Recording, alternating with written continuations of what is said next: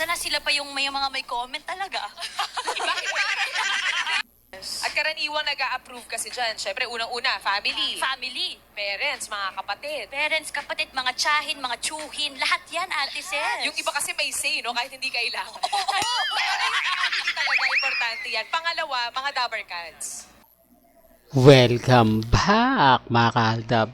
Well, pinag-uusapan po ngayon itong bago at pinaka-latest na kumbaga segment nga po ng Eat Bulaga na That's My Boyfriend, na kung saan nga po talaga naman pong kitang-kita yung pagiging napakahusay na host ni Maine Polkerson. Di po ba? Sabi ko nga po sa inyo, ibang klase po talaga itong si Mengay mga kaaldab. Sa dami po ng mga pinag-uusapan, sa dami po ng mga komento na kung saan nga po talaga kitang-kita nyo at lumalabas naman po talaga yung kahusayan ni Mengay. Di po ba bilang napakahusay na kumbaga host.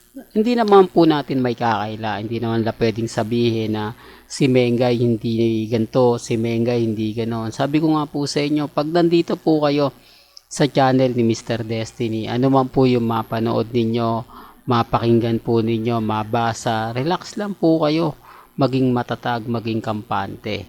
Kasi ang dami po mga ebidensya at resibo na kuhang-kuha naman po. Hindi po ba? Napakarami kasi mga bali-balita na sinasabi ng iba, pinapahayag ng iba. Kaya relax lang po kayo.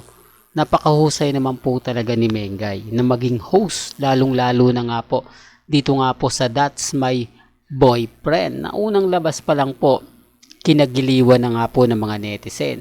Marami ng reaksyon, marami ng komento. Di po ba? Gaya na nga po ng mga sinasabit pinapaliwanag ko sa mga dumadaan. Relax lang po kayo kasi hindi naman po talaga natin pwedeng sabihin na ganito. Hindi naman natin pwedeng sabihin na ganon.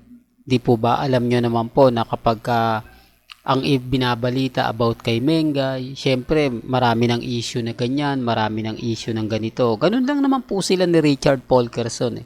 Kaya nga po yung iba hindi pa rin nagpapatalo, hindi nagpapaapekto. Ako nga po mga kaaldab, masaya na po ako sa mga nababalita ako. Kaya nga po ako relax lang kasi alam naman po natin na si Alden Richard sobrang busy. Di po ba na kahit holiday nagtatrabaho. Ganyan po ka-dedicated si Richard Polkerson sa trabaho.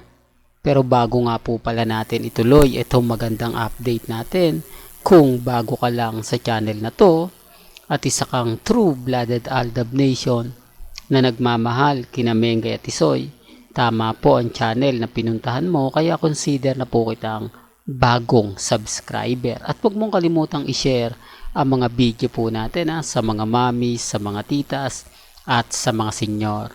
Nire-remind ko lang po at pinapaliwanag ko po sa inyo sa mga boycott po sa Eat Bulaga. Nire-respeto ko po kayo at ginagalang. Hindi ko naman to pinopromote na tangkiliking, ganto ganyan, etc. etc. Gusto ko lang po malaman ninyo na may mga ganitong kaganapan na pinag-uusapan nga po talaga. At talagang maraming nagsasabi na napakahusay po talaga ni Maine Mendoza. No doubt naman po tayo doon. Kasi alam naman po natin na pagdating kay Mengay, 101% po tayo. Hanggang dito na lang po ang ating latest updates. Kaya kung gusto nyo pa po ng pinaka-latest at mga sariwang update, abay tumutok lang po kayo dito po sa mga latest na video na ihatid po natin. Hanggang sa muli, salamat po sa panonood at pakikinig.